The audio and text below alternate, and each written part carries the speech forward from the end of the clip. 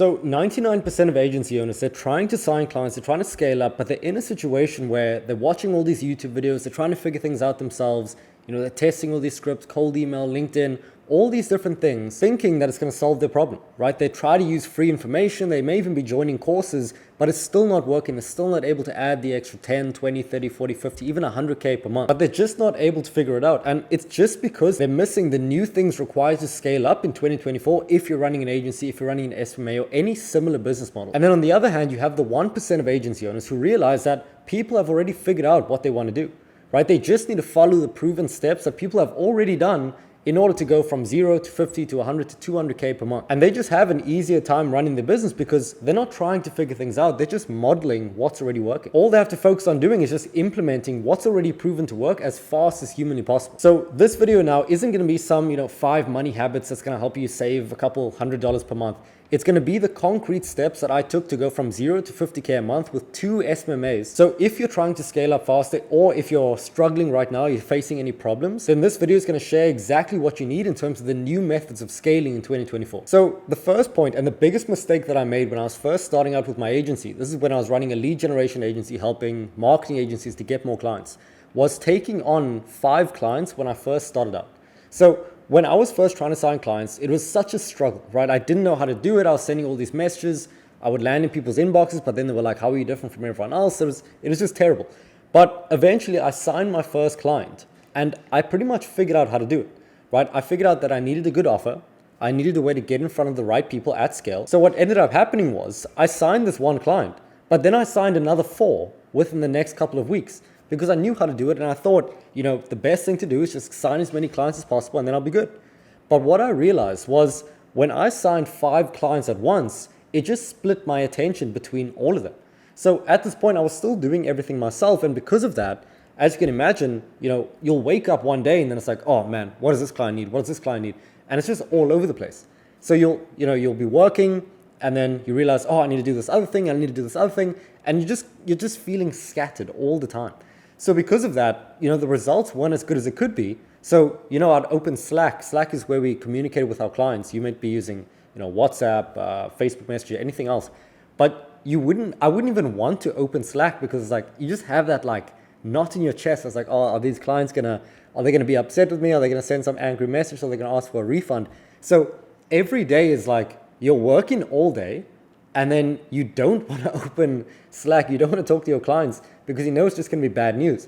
So because of that, because you're avoiding the work, you end up just procrastinating because it's like, I don't want to feel the pain. So you watch some YouTube video, not like this one, but you just end up procrastinating. So over time, to cut the story pretty short, is I ended up hiring people. I ended up losing around 1 or 2 clients, and I ended up hiring someone to help me with the first 3. And because of that, it allowed me to free up time, sign more clients, scale up from there. But the main lesson that I learned from this was if I just signed the 1 client and I figured out how to deliver results for him, because when I signed the first 5, I was still figuring things out, which made things so much more difficult because I had to figure things out 5 times. But if I just had 1 and then figured out how to deliver results, so in my case, it was, generating leads. It could be, Facebook ads. It could be lead gen for chiropractors, whatever it might be, whatever you're doing right now. If you just figure it out for 1 person, understand the steps that you took to get there, you'll have such a happy client. You can put all your attention into it and you'll get results so much faster. And then using those results, I'll share in the next steps how you can actually use it to scale up rapidly as opposed to what I did. So the next crucial step in scaling to 50K a month is collecting case studies or the case study and leveraging it to get more clients. So what I was doing when I was starting was I signed the first client and then I just signed a couple more using the exact same process. But because I was doing that, I didn't end up raising my prices or anything like that. It just stayed the same. I was doing the same thing. So at that point, I was charging around $500 to $1,000 setup and then around $100 per appointment. But because I signed them all very closely, it was just at the same price. So what I could have done and what I wish I did at the start was get great results for that 1 client, get a great case study, get a testimonial video, and then use that in all my future outreach to get more clients. And then at the same time, I could have raised my prices. So what I did was I delivered results for those first 3. I lost to 2. Delivered results for those ones. Actually got a case study, got a testimonial, got a happy client. And then I started using that in my outreach. And man, what I found was I booked a sales call the one day and I decided, let me just send these resources to the guy. And I sent it to him, the testimonial of a happy client. I had some content at the time too. And I sent it to him. And then I got onto the call with the guy. And he was so receptive to what I was saying. He was, he got onto the call. He was smiling. He was happy. He was like letting me follow the sales script, going through the whole thing. He was asking great questions. At the end, he actually ended up signing up. And this was such a major shift that I had compared to the sales calls that I had before. The sales calls that I had before was the worst thing ever. It's like people would come onto calls and they would just be like they're on their phone in the one hand, they're like, hey, how are you doing? Like they just didn't care at all. And then I would ask the first few questions, they'd be like, yeah. They'll give me like one word answers. Then they're like, okay, like how much does it cost? Or like, what do you do again? Like they would literally forget why they're on the call. Like that's the worst feeling that you can have if you're conducting the call, because it's like, bro, like just Google it. Like, so I would get onto those calls, it would be terrible. But then I made the shift in sending resources before it and then leveraging the case study, the testimonial that I had. And it just built so much trust in the prospect that so much of the legwork was done already.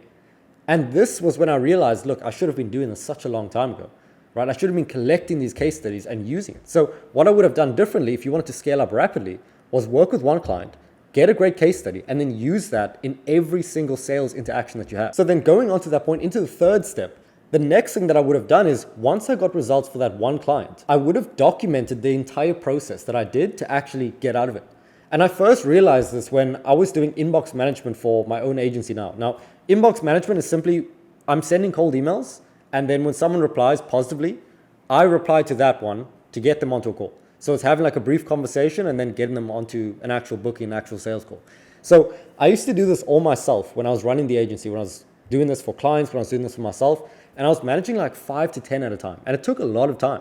Because the thing is, you have to be online a lot to actually answer the messages when they come through. So obviously, as you can imagine, this took a ton of time. It is terrible. But the first time I realized that I could just document what I was doing, I just recorded myself with a Loom and then put it in a tool called Notion. It's really good. And I just gave it to a VA. I was like, look, I'm so scattered, I'm so tired. I will just give this to anyone that is willing to take it at this point. Like just take it off my hands. So I gave it to a VA, just someone from the Philippines, and they watched through it and they started the same day. And they were doing it like 80% correct because it actually wasn't that complicated. But all I had to do was just document it. And documenting doesn't even have to be some crazy complicated process. It can literally just be turn on Loom, which is a screen recording software, talk while you're doing it, and just do the thing that you're doing. So this could be onboarding, it could be inbox management, it could be booking appointments, anything. Just record yourself doing it. And once I did this, I genuinely freed up 15 hours per week from just recording one 20-minute Loom video. Like, think of the ROI from doing that. So this is when I realized the power of actually documenting what I was doing. So what I would do if I was starting again is get results for one client while I'm delivering results, while I'm setting up the campaign, sourcing the leads, replying to the messages. I would just document it. I'll just record it. And then even if someone doesn't understand it perfectly, they can only do it 80% right, and I get someone on, you could just pay a VA $300 per month. They can follow the process 80% by themselves. And then the other 20%, they'll just ask you a question, you just answer it, and then it's done. Then they're taking over 100% of the stuff.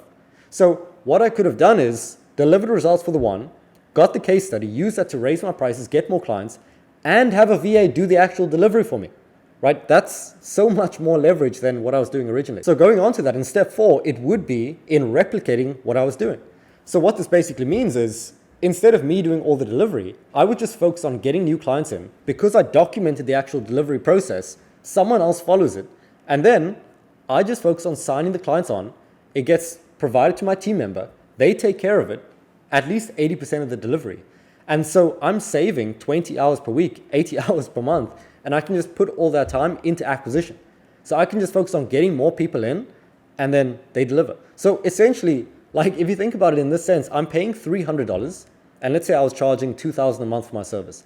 I'm getting paid $2,000, I'm paying the VA $300, and I'm profiting $1,700 for every client, and I'm not even doing the work.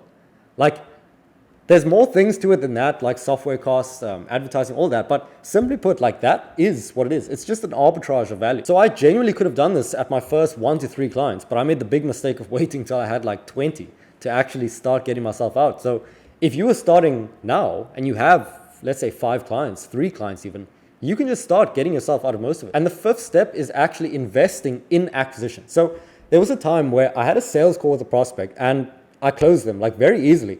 And it was one of those times, it was a Friday night and it was like 8 p.m., 9 p.m. And I didn't have plans after the actual call. So I was just like sitting at home, like vegetating on the laptop.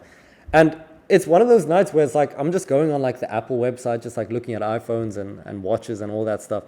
Just like burning time, to be honest. And I was like, I'm not going to watch Netflix. So I'm just going to do something productive. And I was just thinking like, because I'm on the laptop, it's like, oh, that's so much better. But I was literally just scrolling through the Apple website and I was looking at all these things. I was like, bro, I already have all of these things. Like, I don't need any of it. Like, I have the phone, the Mac, all of it.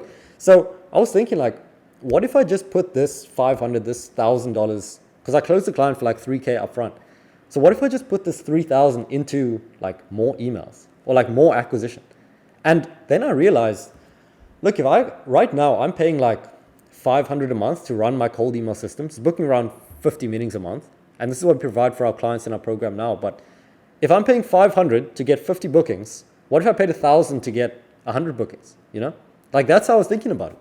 And then I thought, okay, let me actually just hire some more people. So everything I mentioned before, get the first client, get results, use that to sign more clients, to charge more, replicate yourself by documenting everything, then use the rest of the money and the rest of the time to invest in acquisition. So if you have a system working already, let's say you're doing the email system that we give for our clients, you book around 50 to 100 meetings a month, or let's say the outbound system, Instagram, LinkedIn, something like that.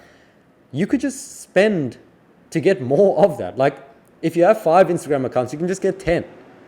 In the same way that you could get an appointment setter to manage the whole system. So this is the way of thinking that I would take. And then it's pretty much just like keep reinvesting in acquisition until the bottleneck becomes service delivery, get more people in service delivery, then invest the extra money in acquisition. Like that's literally it. So those are the steps that I would take in going from 0 to 50K a month. And if you want the full story of me going from complete zero, struggling to 50K and out of the actual agency, then I'd recommend checking this video over here.